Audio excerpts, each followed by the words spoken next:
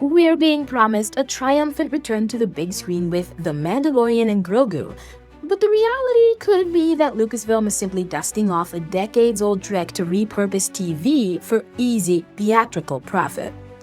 What's up, Geekly? Kikai Wafra here, and today we're pulling out the magnifying glass to dig into the next chapter of Star Wars, the upcoming film, The Mandalorian and Grogu. The news? This will bring fan faves Din Djarin and Grogu to cinemas on May 26, 2026. Why we care? After a 7-year hiatus in theaters and a whole era of streaming shows, this isn't just another release, it's being positioned as a reset for the film side of Star Wars, and that matters for the culture of fandom. But here's the catch that sets off my skeptic alarm, and you know I love these alarms because the pattern here looks familiar. In 2008, George Lucas turned the animated TV launch of Star Wars: The Clone Wars into a theatrical feature.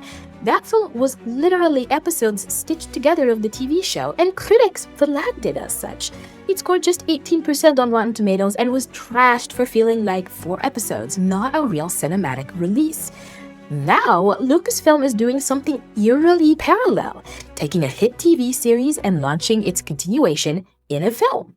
According to one headline, Star Wars repeats George Lucas's 17-year-old trick. Here's where I shine my detective light. What the marketing says? A big screen epic adventure with Din and Grogu, a new era for Star Wars movies.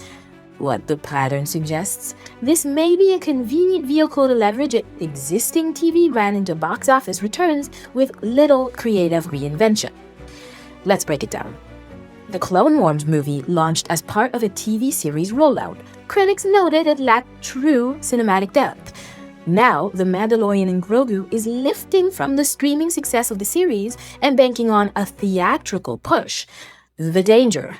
Fans expect a fresh, ambitious story, but what they might get is a big screen version of more of the same, optimized for revenue, not for boundary-pushing storytelling. Don't get me wrong, I like Din and Grogu. I like the idea of them doing something major, but I'm asking, does this serve the fans? Does it honor the rich potential of Star Wars? Or is it corporate slag playing the safe bet, milking a known IP rather than risking something bold? Detective's verdict? The Mandalorian and Grogu could be a welcome return to theaters, but if it mirrors the Clone Wars trick, it risks being a safe, cynical cash grab wrapped in nostalgia. So, Geekly, are you on board for this movie because you trust Lucasfilm to deliver quality, or are you worried we're just watching history repeat with little new substance? And that's a wrap, Geekly. We've survived another hyperdrive through the galaxy of cinema madness. If you love this ride, slam that like button harder than Thor's hammer. Subscribe so you don't miss any Jedi-level updates, and share this transmission with your fellow space travelers. Want to support the mission even more? The Buy Me a Coffee link in the description is your lightsaber for the cause. Now, tell me next week, should I appear in a retro Blade Runner raincoat or a Starfleet uniform on set? Drop your ideas in the comments. Catch you next week for another Warp Speed News Blast. This was Kikai Wafra for NewsGeekly.